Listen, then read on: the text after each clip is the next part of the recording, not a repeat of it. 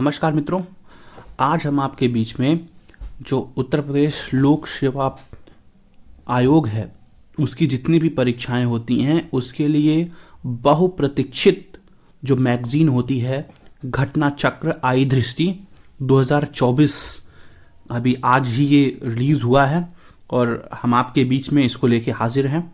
घटना चक्र दृष्टि 2024, इसमें हम कवर अप करेंगे 1 जनवरी 2023 से लेकर के 10 जनवरी 2024 तक के सारे अपडेट्स को। तो अभी मित्रों हम आज जो शुरुआत करेंगे वो हम पहले राष्ट्रीय चीज़ों से शुरुआत करेंगे कि जो हमारी राष्ट्रीय घटनाएं हैं उनमें कौन कौन सी घटनाएं हुई हैं। तो हम देख लेते हैं। सबसे पहले हम देखेंगे वाइब्रेंट गुजरात वैश्विक शिखर सम्मेलन की। इसका आयोजन हुआ है 10 से 12 जनवरी 2024 के बीच में। 2024 में इसका 10वां संस्करण है। अब की बार में वाइब्रेंट गुजरात का जो ग्लोबल शिखर सम्मेलन है ये इस अब की बार में इसका 10वां संस्करण है। और अगला है कि पश्चिम बंगाल सरकार ने किस दिन को राज्य दिवस यानी कि पश्चिम बंगाल स्थापना दिवस के रूप में मनाने की अधिसूचना जारी की है। तो वो है 1 जनवरी 2024, यानी 1 जनवरी 2024 को पश्चिम बंगाल हर साल अपनी स्थापना दिवस मनाएगा। रीजन और ऐसा हुआ है, पोइला बैसाख यानी कि बंगाली नववर्ष का प्रथम दिन होता है, उसको बोलते हैं पोइला बैसाख। उसी दिन ये बेसिकली किस दिन पड़ता है, 1 जनवरी को ही पड़ रहा है। पश्चिम बंगाल सरकार ने किस गीत को राज्य गीत के रूप में अधिसूचित किया है? तो पश्चिम बंगाल सरकार ने राज्य जो गीत अपनाया है वो है बंगलार माटी बंगलार जल, बंगलार माटी बंगलार जल। ये नया राज्य गीत बना है बंगाल का। केंद्रीय मंत्रिमंडल ने किस हवाई अड्डे को अंतर्राष्ट्रीय विमानपत्तन इंटरनेशनल एयरपोर्ट घोषित किया है? तो इंटरनेशनल एयरपोर्ट घोषित किया गया है सूरत हवाई अड्डा गुजरात को।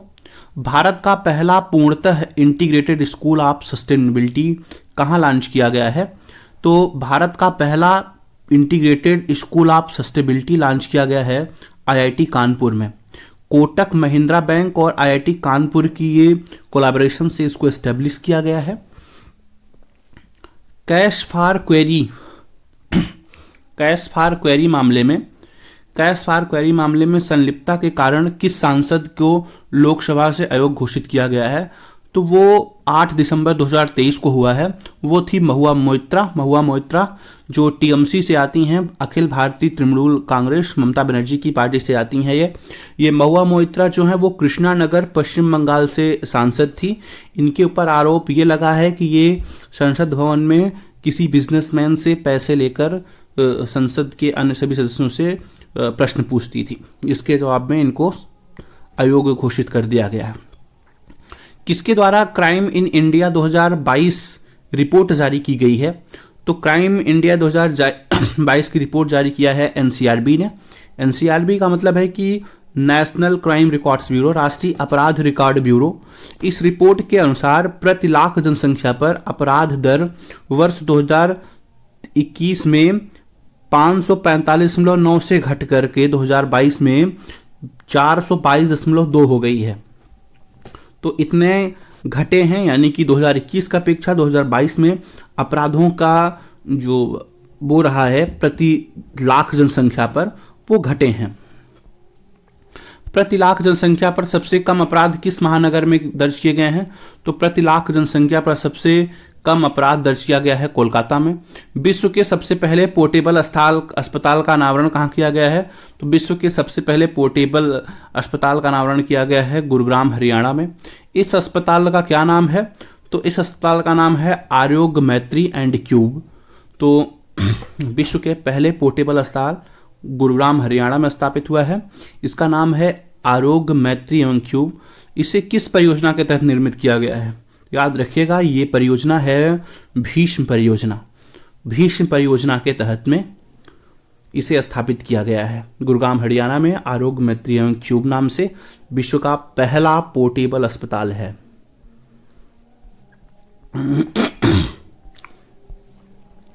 केंद्रीय मंत्रिमंडल ने विशेष रूप से संवेदनशील जनजातियों के लिए किस योजना को मंजूरी प्रदान की है?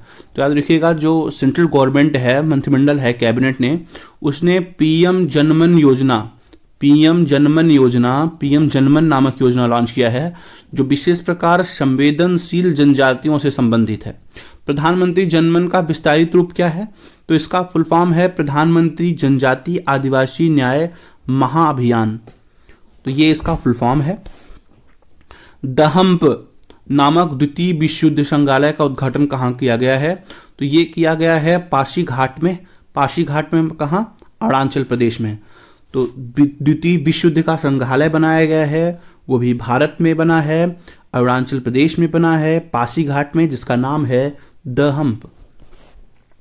केंद्रीय मंत्रिमंडल ने किस समूह को ड्रोन उपलब्ध कराने से संबंधित एक योजना को मंजूरी दी है? तो जो महिला स्वयं सहायता समूह हैं, सेल्फ हेल्प ग्रुप जो हैं, एसएचजी जो हैं, इनको ड्रोन उपलब्ध कराने के लिए एक योजना को मंजूरी दिया गया है।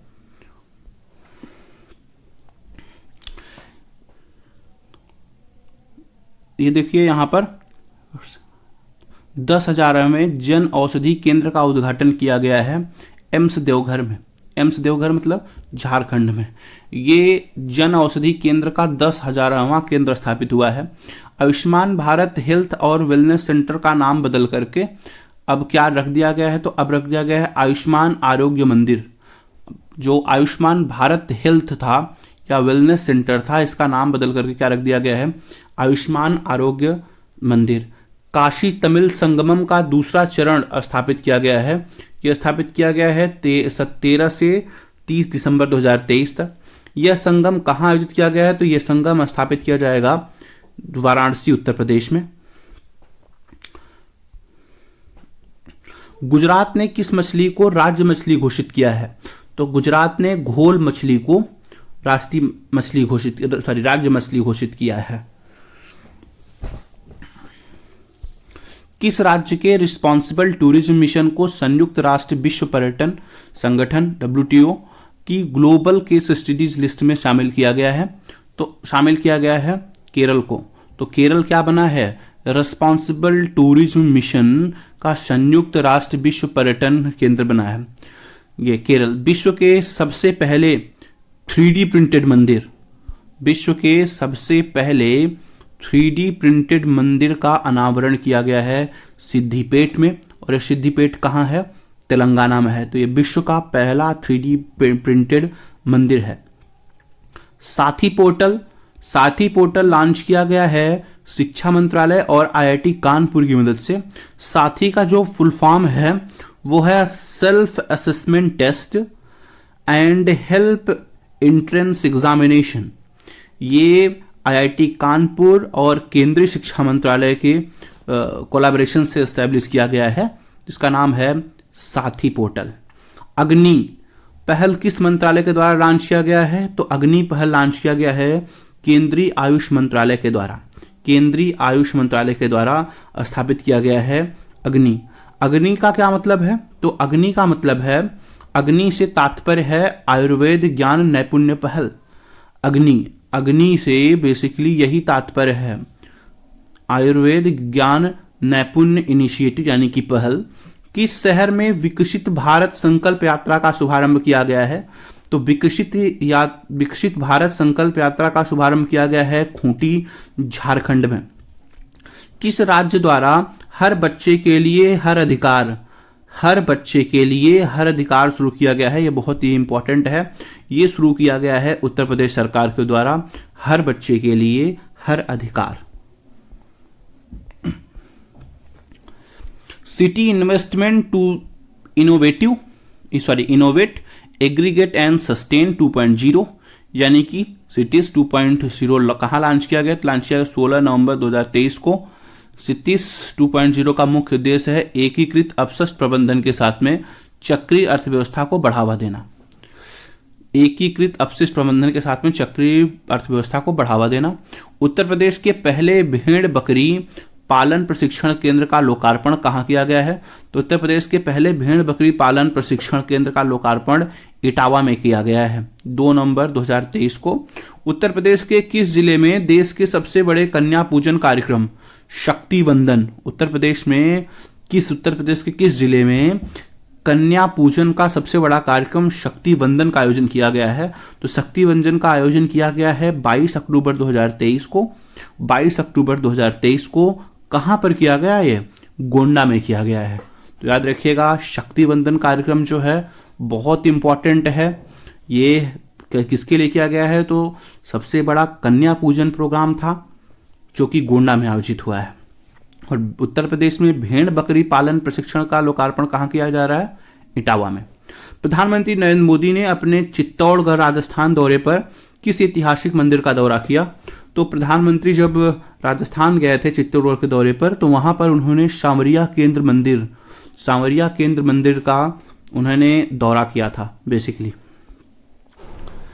ISO 9001-2015 प्रमाणन प्राप्त करने वाला भारत का पहला महिला थाना कहाँ स्थित है? तो ISO 9001-2015 प्रमाणन प्राप्त करने वाला जो देश बना है वो भोपाल मध्य प्रदेश में बना है। देश की पहली रैपिड रेल सेवा जिसे नाम दिया गया है नमो भारत, तो नमो भारत बेसिकली है। तो राष्ट्रव्यापी ऑपरेशन, और अगला है राष्ट्रव्यापी ऑपरेशन चक्र 2 नामक अभियान किसने प्रारंभ किया है? तो ऑपरेशन चक्र 2 लॉन्च किया गया है CBI के द्वारा। यह अभियान किसके खिलाफ प्रारंभ किया गया है? तो यह है साइबर अपराध जो हो रहे हैं, संगठित साइबर अपराध को खत्म करने के लिए CBI ने ऑपरेशन चक्र 2 शुरू किया है। गृहमंत्री अमित शाह ने किस शहर में समऊ शहीद स्मारक एवं पुस्तकालय का उद्घाटन किया है? 15 अक्टूबर 2023 को। तो वो है गांधीनगर के गुजरात में समऊ शहीद स्मारक की स्थापना हुई है। यह स्मारक किस क्रांति से संबंधित है? याद रखिएगा, जो समऊ स्मारक है वो बेसिकली समऊ 1857 की क्रांति से संबंधित है। प्रधानमंत्री नरेंद्र मोदी ने युवा विकास कार्यक्रम के लिए किस सरकारी मंच को लॉन्च किया है? तो प्रधानमंत्री ने युवा विकास कार्यक्रम के लिए लॉन्च किया हुआ है माई भारत। तो MY है, MY का मतलब होता है मेरा युवा भारत। उत्तर प्रदेश के राज्य का जलीय जीव किसे घोषित किया गया है? तो उत्तर प्रदेश का जलीय जीव घोषित किया गया है गंगे डॉल्फिन को अक्टूबर 2023 में। भारत का भी जलीय जीव है गंगे डॉल्फिन। भारत का पहला हरित ऊर्जा पुरातत्व स्थल कौन बना है? तो वो बना है तट मंदिर मतलब कहां पर? तमिलनाडु में। देश का दूसरा राज्य जिसने जाति आधारित सर्वेक्षण कराने की घोषणा की है, तो ऐसा किया है राजस्थान ने। जबकि पहला राज्य कौन है? तो जात आधारित जनगणना कराने वाला पहला राज्य है बिहार, और दूसरा राज्य ऐसा कराने के लिए अनाउंसमेंट किया है किसने? राजस्थान ने। भारत की सबसे बड़ी पंप भंडारण परियोजना कहाँ शुरू की गई है? वो शुरू किया गया है नीमच मध्य प्रदेश में। इसकी क्षमता कितनी है? तो 1440 मेगावाट है। अक्टूबर 2023 में बाढ़ के कारण खबरों में रही दक्षिण लेनाहक झील किस राज्य में स्थित है? तो दक्षिण लेनाहक झील सिक्किम में स्थित है। विजयपुर औरैया फूलपुर पाइपलाइन परियोजना को किसके द्वारा राष्ट्र को समर्पित किया गया है? तो विजयपुर औरैया फूलपुर पाइपलाइन की परियोजना का शुभारंभ नरेंद्र मोदी के द्वारा किया गया था, वर्चुअल मोड में किया गया है और इसको देश को समर्पित किया गया है। यह योजना किन राज्यों में विस्तृत है? तो यह योजना मध्य प्रदेश और उत्तर प्रदेश में विकसित है। विजयपुर मध्य प्रदेश में है, जबकि औरैया और फूलपुर उत्तर प्रदेश में है।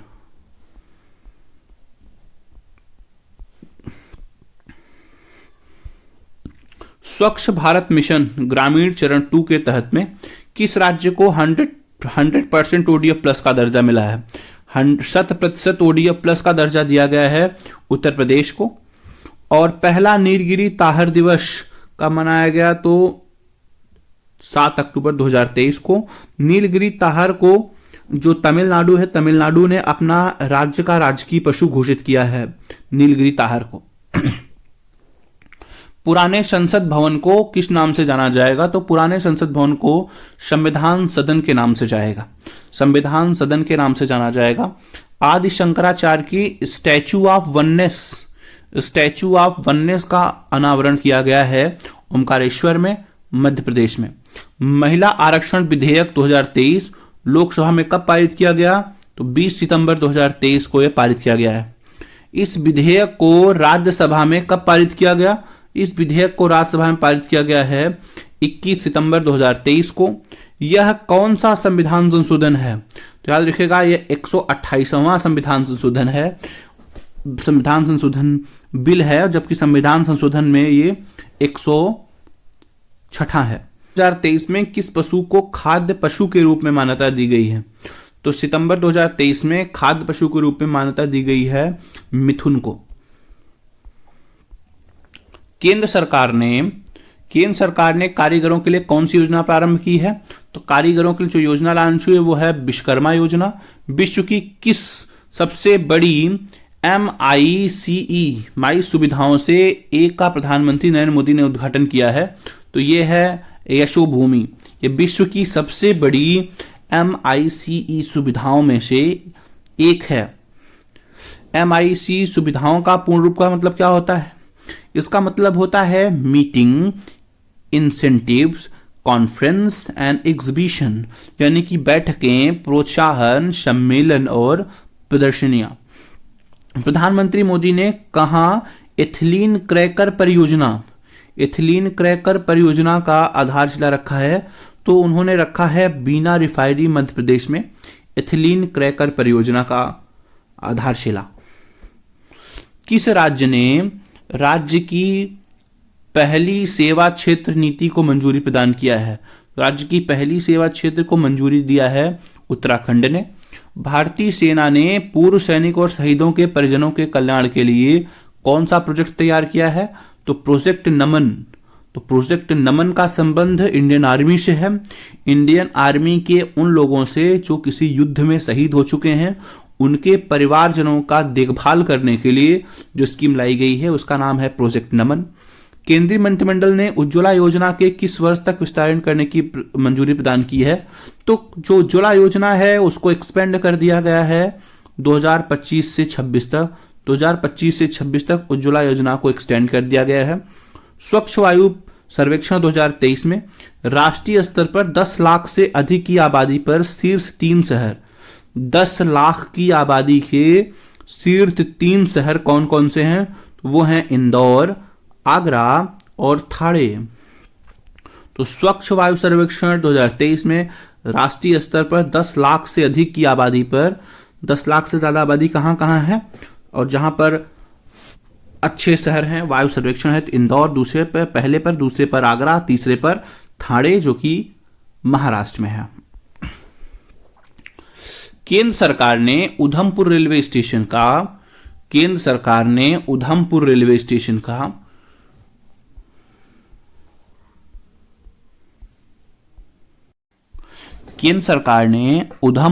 स्टेशन का नया नाम बदल करके रख दिया है शहीद captain Tushar Mehta railway station.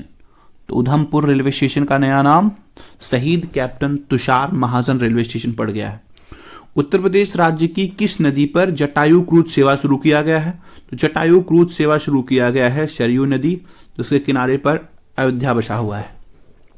Uttar Pradesh का पहला ग्लास स्काई वॉक बनाया गया है कहां पर? चित्रकूट में। उत्तर प्रदेश का पहला ग्लास स्काई वॉक बना है चित्रकूट में। आयुष्मान भव अभियान का उद्घाटन किया गया है गांधीनगर में, गांधीनगर गुजरात में, और ये हुआ है आभासी रूप में इसका उद्घाटन किया गया है। आयुष्मान भव उद्घाटन कहां? गांधीनगर गुजरात में।